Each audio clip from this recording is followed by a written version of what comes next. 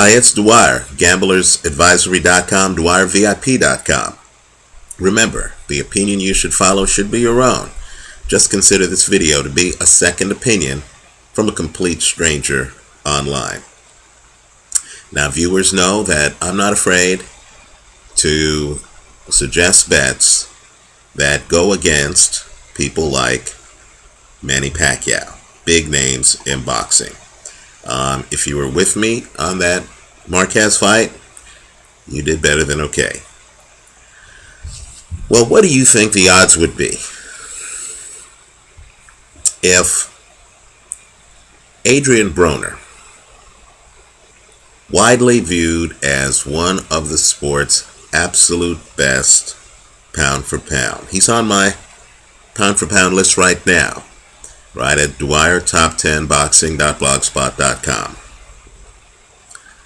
What do you think the odds would be if he were to fight lightweight champion Miguel Vazquez? Right? And if you're scratching your head and you're asking who, you're like a lot of people who don't know about Vasquez.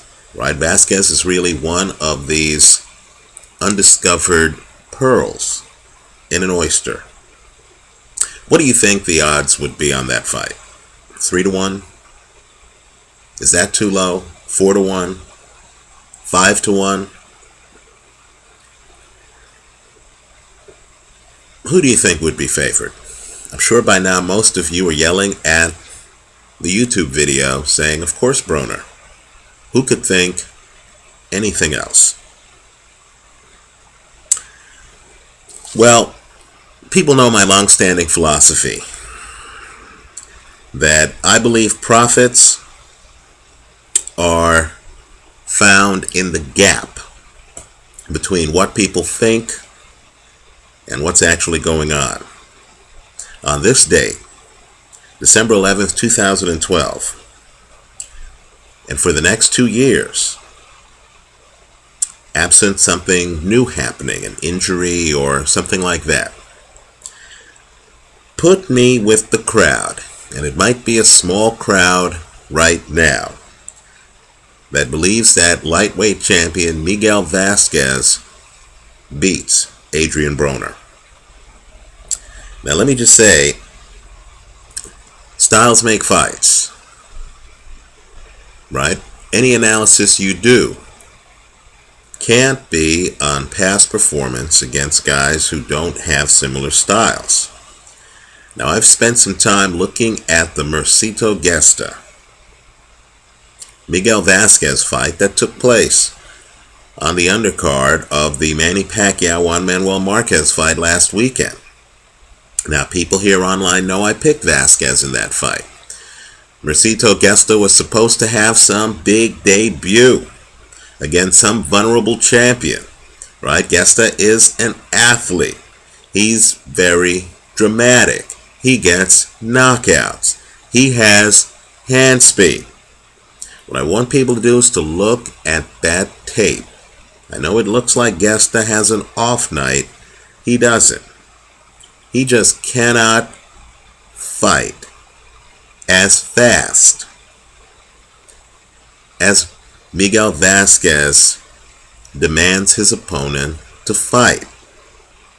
In fact, if you're an OG from back in the day, and you remember 1980s basketball, and you remember watching the Lakers, and you remember a point guard named Magic Johnson, and you remember fast breaks where it just looked like James Worthy could just run down the court, get fed the perfect alley-oop pass, and throw up slam dunks.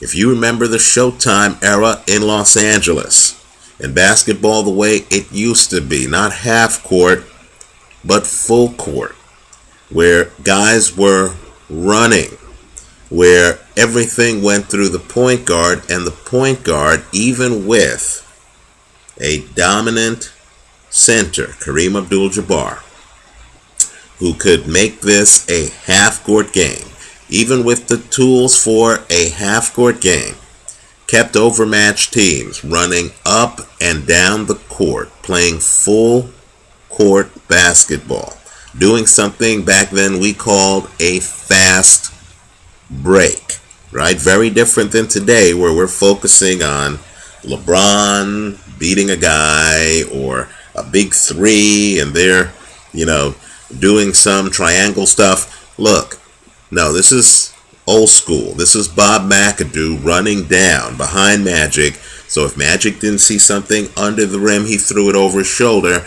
and McAdoo was there at three-point range. Well, understand, by comparison, figuratively speaking, right? Figuratively speaking, Miguel Vazquez is bringing the fast break back to boxing, right? What has happened in the last 10 years? And understand, no knock on the last 10 years, right? Things run in cycles, and there were holes in the way things used to be, right? Boxing is rock, paper, scissors. Some eras, the rock will dominate. Others, the paper. Others, the scissors. Well, what's been dominating of late are sluggers who are able to set up shop, who don't move forward, who don't come find you. They're defensive. They expect you to come find them. They expect you to come confront their defensive construct, right? They expect you, in Gesta's case, to stand in front of him so he can then explode, come forward, throw a combination.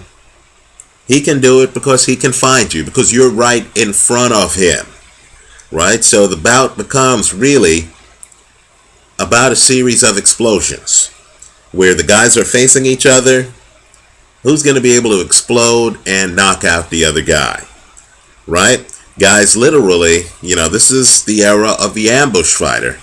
Guys now know that if they go outside, like Yorkis Gamboa likes to do, he can literally take portions of rounds off, because the belief is as long as he backs up after the ambush, you can't find him. Well, let me tell you, Miguel Vazquez right now is setting up a different dynamic. I believe compared to what's happening today, it's outside the box. It's, if you want to call it new school or old school, it's from a different era. He comes in, he's throwing one of boxing's best jabs. More importantly, he's moving. Look at his legs. He doesn't allow you, I'm going to rock like he rocks. He doesn't allow you to get a rhythm. In other words, he's busting you up with a jab and he's moving, right?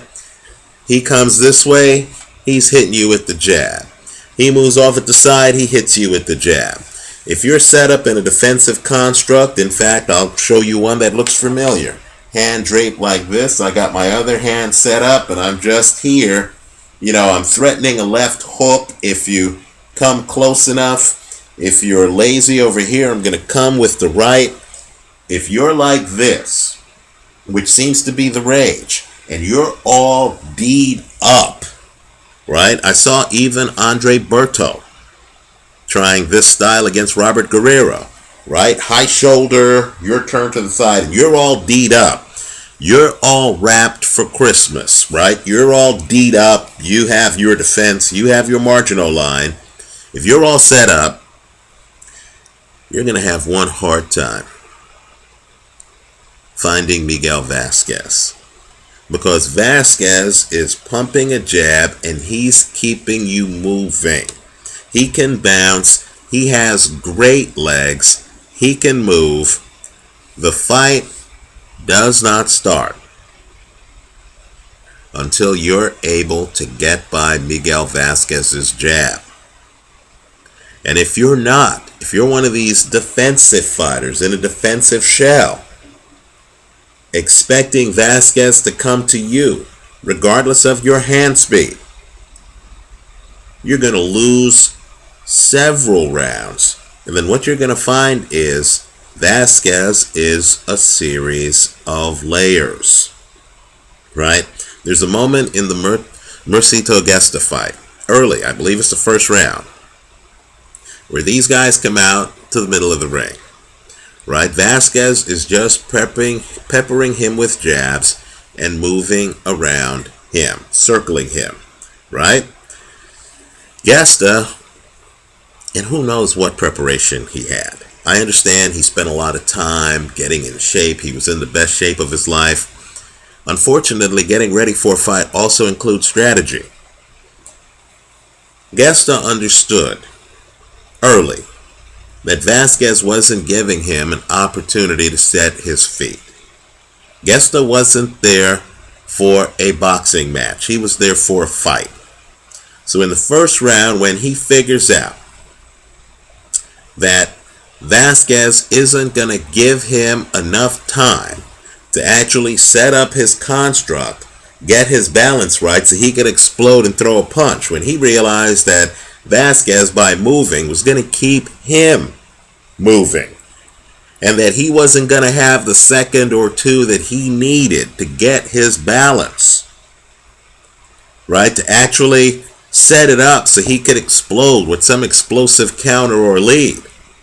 Gesta literally puts his hands apart. Gesta motions to Vasquez as if to say, hey, come, fight me. The problem was Vasquez was already winning the round. Vasquez was already boxing him. Right? I know to the people at HBO doing the fight, Roy Jones and the others. Jones, I thought, had a good night. Not so much the others. But to them, this was boring. Because all Vasquez was doing was dominating the round behind great legs and a jab and movement. Right? And Gesta couldn't reciprocate. The choice Vasquez gives you is to either show up and lose the fight the way Gesta lost the fight. Fight's not close. Right? Every round is Gesta standing around looking like he's having an off night, getting peppered, dominated with jabs by a guy moving and circling him and bouncing around. Right? That's the entire fight. Gesta loses this fight by several rounds. You know it's over as early as the 9th round. Right? The choice Vasquez gives you is to either stay in your defensive construct, patiently waiting for him to stop moving, losing every round, and then being in serious risk of losing the fight. There's a moment, by the way, I believe it's at the end of the 7th or 8th round, where Gesta's corner says to him, you got to do something. It's slipping away. And he can't do anything for the last 4 rounds. I know many of you thought Gesta was going to win this fight.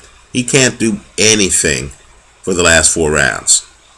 So Gesta's choice was either to do exactly what he did and lose the fight by a wide margin, or it was to abandon his defensive shell, literally come forward and find a way to duke it out with Miguel Vazquez. And understand, as I said before, Vasquez is a layered fighter. I have a tape of a fight that's 2 or 3 years old right now on my channel page. It's must-watch footage. It's a mistake to believe that Vasquez doesn't have a punch. In the film, he knocks out a guy named Marlon Aguiar in 2 rounds. Understand, Vasquez has a hammer. Right? Vasquez has an excellent left hook. And he has an excellent straight right hand. They're excellent. They're not good. They're excellent. You just don't see them. Because in Vasquez's mind, and he's a technician in his 20s, right? He's a young guy who has studied the sport. In Vasquez's mind, until you get by his jab, until you actually start winning some of these rounds, he's not going to show you plan B and plan C, no matter how good they are. If you can't get by his plan A, you don't get to plan B and C. So Gesta overmatched. Let's talk about Adrien Broner. Right? I've always been bothered. People know this. I've made a video on this maybe a year ago. I've always been bothered by how in this era fighters have such wide foot bases. Right? You know, the wider your feet are apart, the less you can move.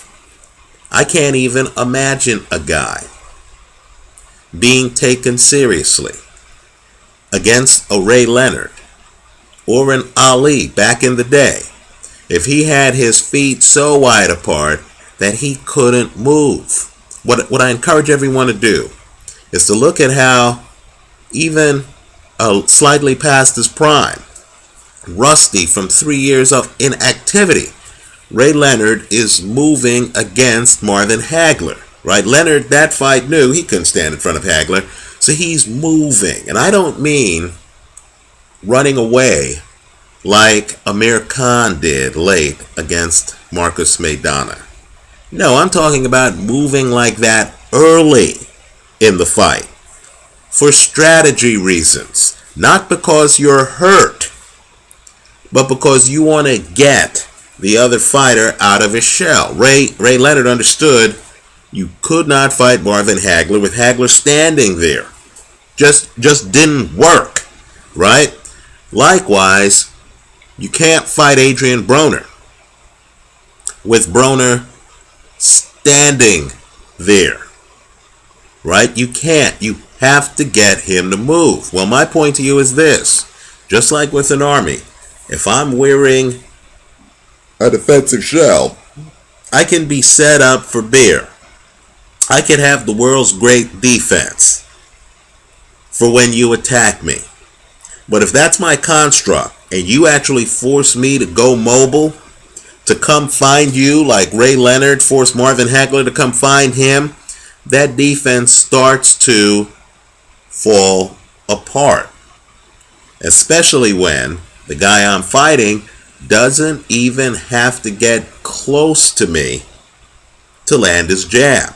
And understand, a great jab isn't just how stiff is the punch, right? A great jab has an element of surprise in it. Can the guy throw the jab when I'm not expecting it? Right? Is a guy throwing a jab that for whatever reason, how he frames it, I can't anticipate? How is it that everyone fighting Miguel Vazquez knows he's going to throw the jab, but yet so few can block the jab, can time his jab? Also, I understand Broner is a big counterpuncher. I encourage you to look at the Gesta fight, right? Look at the Breeders Prescott fight, and keep in mind, that fight's controversial because Prescott actually knocks down Vasquez. So I know that's going to open up some chin issues. But look at that fight and ask yourself, how easy is it to counter Miguel Vazquez? Let me tell you, folks, he's not Manny Pacquiao. He's not standing there naked. He doesn't leave himself open. It's not like he throws a jab and then there he is for a counter. No, you can't find him. Let me shake this up. I have no doubt, in my opinion, that Vasquez beats Juan Manuel Marquez. Right? I don't care if Marquez comes in at 144 and Vasquez comes in at 135. I have no doubt, because Marquez doesn't move well enough to pose a threat to Vasquez.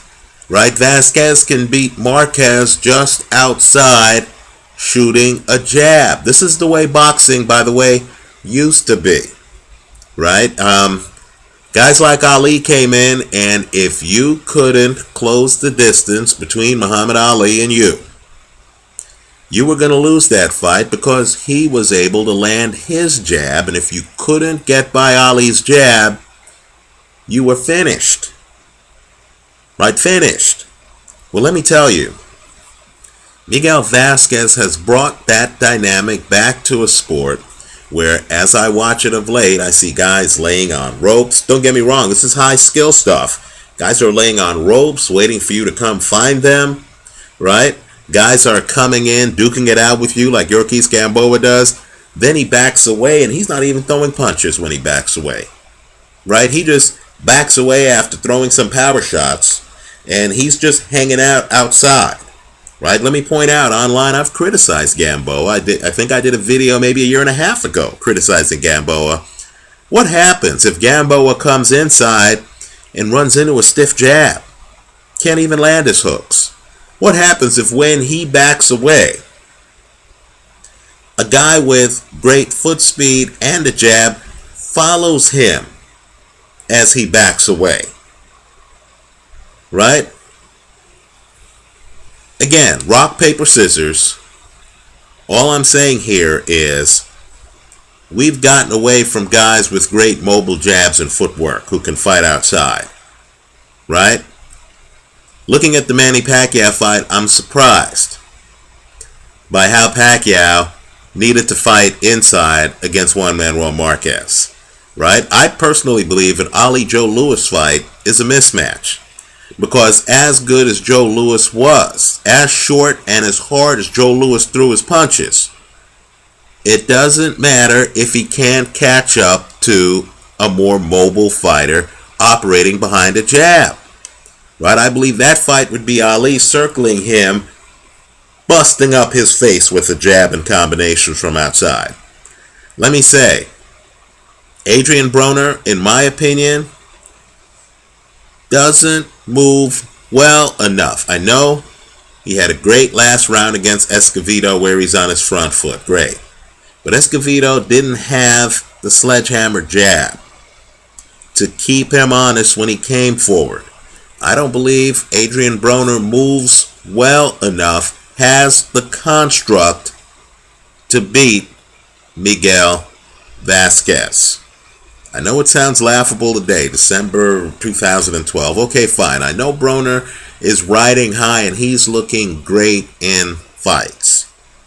We haven't seen him in a fight against a mobile guy with a big-time jab. My gut tells me, and I don't know Ray Leonard personally, but my gut tells me is that some of these old-timers who had the jab and the movement, as a Ray Leonard looks at a Manny Pacquiao Marquez fight, I'm sure he's thinking, do I beat Pacquiao? Not so sure. Right? You know, I know Ray thinks he beats Pacquiao. I have that interview up on my website, my channel page here on YouTube. Right? But I know Ray knows that he'd beat Marquez because Marquez simply is not mobile enough to bridge the gap. I don't think Adrien Broner, as of December 2012, is mobile enough to bridge the gap between him and Miguel Vazquez. And as I've said before, Vasquez has only lost to two boxers, Saul Alvarez, and apparently the first loss was so controversial they had to have a rematch years later. By the way, that first loss was in Vasquez's first fight. One wonders whether Vasquez was even Vasquez then. Right? Then we have the second fight. Curiously, there's no footage of the second fight. The other guy he lost to, Timothy Bradley, who quite frankly is underrated, is also on the pound-for-pound list and moves a lot better than Adrien Broner. I know that's controversial too. Of course, I did take Bradley over Pacquiao. Anyway, let me hear from you. Let me hear what you think. I'm rolling with Vasquez against Broner if they fight within the next 2 years. Right? There's always a time element because legs are the first to go. If Vasquez still has the legs he has today, right, I'm rolling with Vasquez. If they fight within the next 2 years and don't have any detached retinas or other problems, I like Vasquez over Broner. If you want to see Vasquez make a very good fighter look extremely limited and lethargic, I encourage you to look at Vasquez against Mercado Gesta. There's really nothing to say in that fight other than Gesta needs time to set. He doesn't get the time. He can't get by Vasquez's jab. it's a dominant performance. Let me hear from you. Thanks for watching.